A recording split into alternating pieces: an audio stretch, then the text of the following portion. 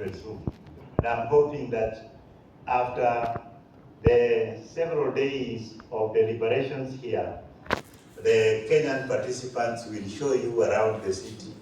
This is the only city that has a national park within the city. And it is just 10 minutes drive from here. And I can assure you, when you go there, you will enjoy it. It's beautiful.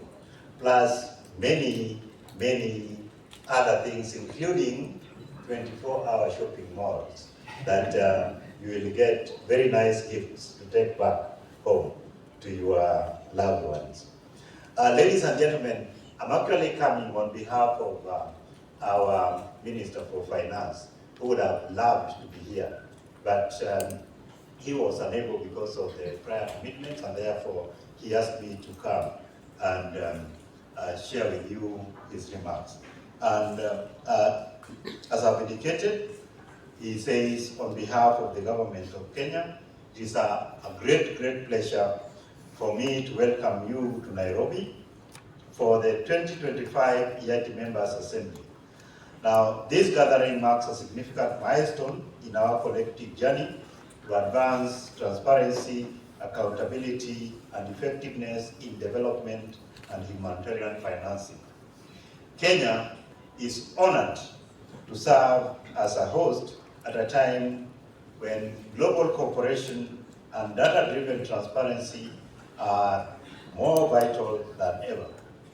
The principles that underpin effective development cooperation, country ownership, alignment, harmonization, mutual accountability, and results remain at the core of our country's development partnerships. These principles are not abstract ideals. They are foundation of how we deliver on our national aspirations and our guiding policy document, which we call Vision 2030, and other development plans. Through these policy documents, we seek to ensure that every coin, every dollar, or every shilling, and every resource mobilized from the international community, from our private domestic sector, is aligned to the national development priorities and to the needs of the Kenyan people. This year, Kenya was among the countries participating in the Global Partnership for Effective Development Cooperation Monitoring Round, a process that reaffirms our national commitment to transparency, evidence, and accountability in development cooperation. The insights from that monitoring round are informing how we strengthen results-based management, improve predictability of aid, and reinforce our systems for data-driven decision-making. This spirit of openness is precisely what IATI stands for, and we are happy that you stand for transparency and openness. And it aligns seamlessly with Kenya's broader reforms to modernize public finance and development information system. Now, you know, a country like Kenya currently has gone to a level that we call lower middle income country. And for countries that has reached our level of development, the concessional resources are dwindling. You will find that we are now accessing more of market-based instruments. We are accessing blended finance. We are accessing new financing mechanisms that are very difficult to monitor if you are not transparent as a country. And therefore, the need for transparency in countries like ours is really great at this time. And therefore, the kind of work that IATI is doing, and I hope that our country will join IATI platform very soon, so that we can also provide all this information to the global community, just like we provide it in Kenya. In Kenya, we provide a lot of information on debt and other resources that we bring from the international community, including publishing a debt register to show all the information, all the debt that we have borrowed, where it came from, what are the terms. It is that level of transparency that we believe you support as IATI, and we'll be happy to work with you to advance that. Now, one challenge that I put to you, ladies and gentlemen, is in the current era, given the sources of financing that countries like Kenya and many other developing and emerging economies are going through, like the Eurobonds, it may be important that you widen the scope of the information that you capture, so that you don't rely only on ODA that you monitor. You need to monitor the wider flows into the developing countries, because we are finding ourselves borrowing more and more from the Eurobond market. And if your platform is not capturing that information and what it is doing, then you're not providing a complete picture for countries like ours. So it would be good for you to go beyond that. In fact, I'm hoping in a few years, your name can change from IATI to something like International Resource Transparency Institute, not just Aid Transparency Institute, so that we see you performing a much wider role. But suffice to say, we are very glad to welcome you to Nairobi, and we hope that you will have very, very successful deliberations. Thank you very much. I'll take a very short time. I had a presentation, but I'm not using that slide. I'll just stop, and then anybody who wants to have some clarifications, I'll be able to clarify. Actually, Kenya, as you perhaps you might have heard or you might know, it's a very secure place and a safe country. However, we have other aspects of threats, and as the UN, we face various threats in the global perspective, and Kenya being one of the countries of the bloc, we face some of those threats. And we have various security areas that we have categorized depending on the homogeneity of the threats. So, but for Nairobi, is security level 3. Security level 3 in the UN terms is free family visitation, where people are free to move around. We don't restrict them. However, when you move out of Nairobi towards the north or part of the coast, we have some restrictions, and because of the various threats and the risk levels. We are bordering Somalia, where we have a lot of terrorist elements, and they tend to cross to Kenya, cause havoc. So as you move out of Nairobi towards the northeastern part and parts of coast, we normally restrict, but we can deal with that. Whoever wants to travel there, then we give specific briefs. Let's come back to Nairobi. As I told you, it's level 3. This is a family duty station. Everybody is free to move around. We don't restrict them.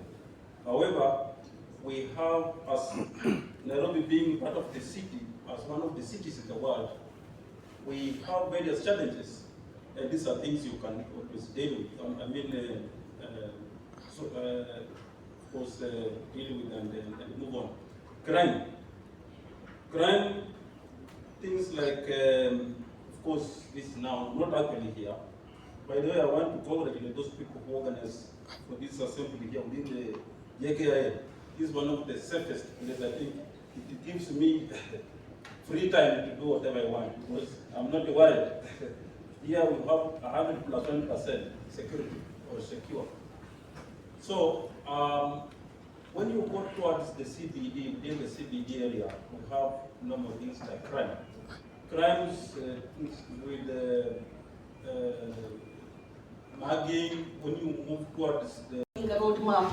This roadmap, you must have seen it many times, and the roadmap has laid out when, what we do, where, but most importantly, whose voices we must hear to shape up the vision and mission in the strategic direction of IATI. I must thank enormously each and every one of you who have taken part in this strategic plan development process.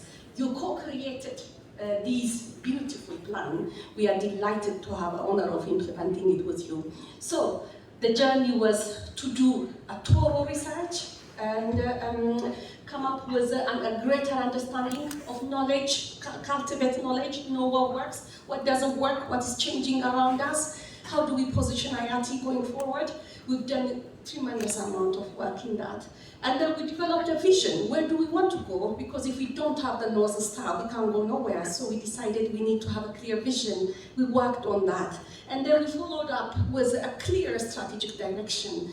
What are the directions, the focus? Where should we focus? Where is the highest return for investment for IATI, for an initiative which is not that big, but a rich multi-sectoral initiative which offers enormous amount of benefit for many stakeholders. So we decided to develop also a strategic direction paper. Thereafter we developed, of course, the first and final draft, but the entire process was underpinned by thorough consultation. Each and every one of you were heard and listened. We had close to 100 people in the final draft, and we are thankful to you. Now, we learned immensely from lessons learned. IATI had a strategic plan. This is not the first one. In fact, it is the second strategic plan. So we did an evaluation, a thorough, comprehensive evaluation, which is publicly available at the moment. We did an evaluation, and the evaluation assessed very clearly what's working, what's not working, what did we achieve, and where is the challenge. The lessons were tremendous, very useful, informative. Here are some of them I wanted to share. IATI standard, the one that all of you are publishing against with, is comprehensive, strong, but it needs updating. Second, we've learned that many start using IATI data, but not yet fully and optimally. We must enhance data use. Third, the architecture, the infrastructure that IATI data is being hosted on is actually very strong, and many commended us, but we can improve it, modernize it, make it work better, user-friendly, via more easy to access and intuitive. That can be done too, and many indicated we should invest a little more on that. Thirdly or fourth, they also say that while these investments in the past decade and a half has been made, and they have made enormous impact in terms of making data available, accessible, and usable, financial sustainability needs a reform for IATI. Yes, we've come a long way, but financial sustainability isn't assured yet. More needs to be done in that space, and a new business model has been recommended for us. Finally, we heard from this evaluation to say that IATI has a rich multi-sectoral members base, which is a unique one, I must say. And that unique strength of IATI, which is the fact that we are made up of CSOs, academics, foundations, donors, governments, multilateral banks, bilaterals, I name it.